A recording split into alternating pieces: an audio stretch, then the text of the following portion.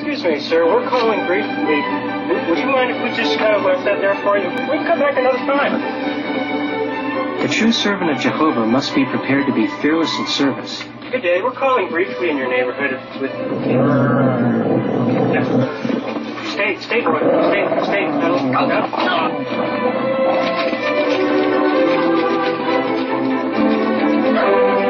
In times like this, we must remember that he who endures to the end is the one that will be saved.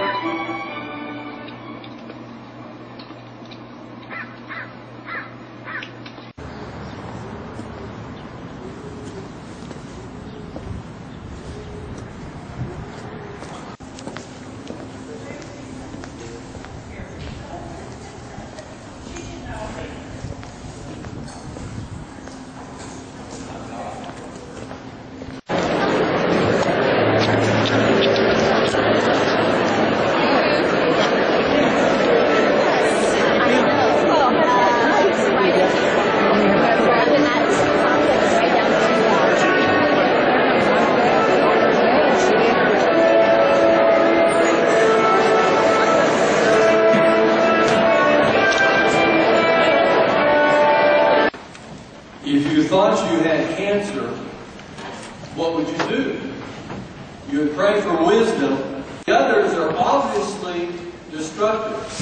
Enmities and envies are subtle forms of the work of the flesh. Toward an enemy, they're contagious, they're infectious, and they can cause divisions in the congregation. Now let's go to Numbers chapter 14, and we'll see a biblical example. Numbers 14 and verse 10, we're going to read the 8th part.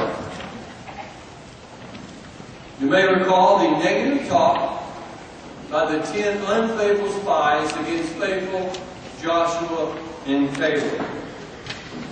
Numbers 14, 10a.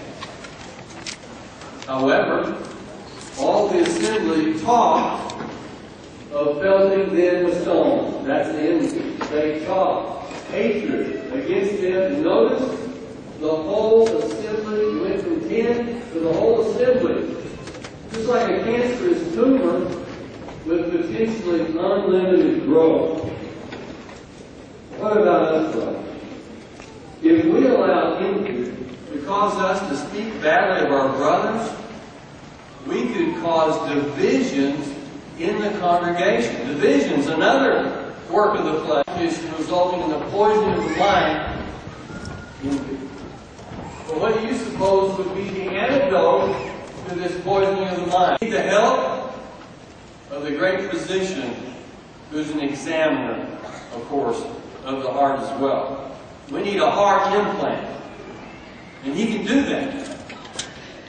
Let's look at 1 Peter chapter 2, in verse 3, and look for what kind of implant that we need to deal with this urge.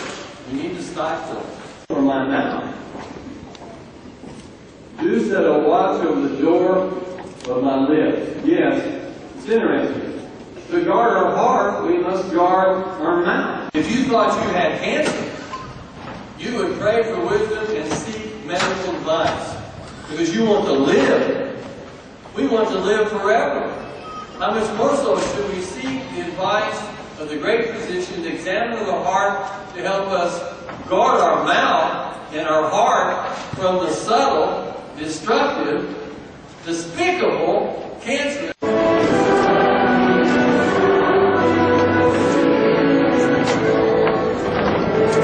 Oh, excuse me.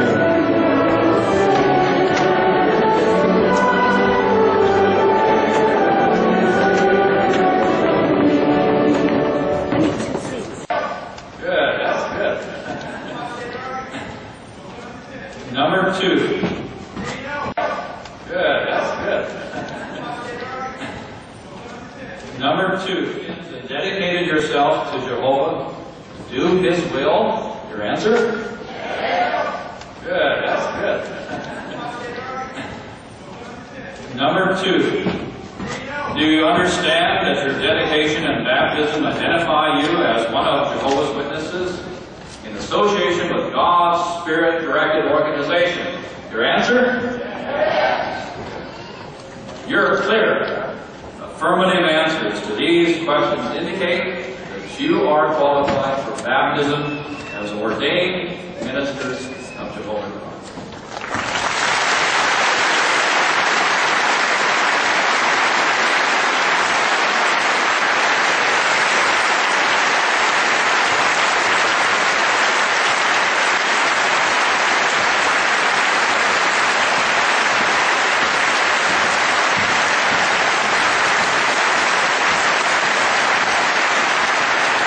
His will. Your answer? Good.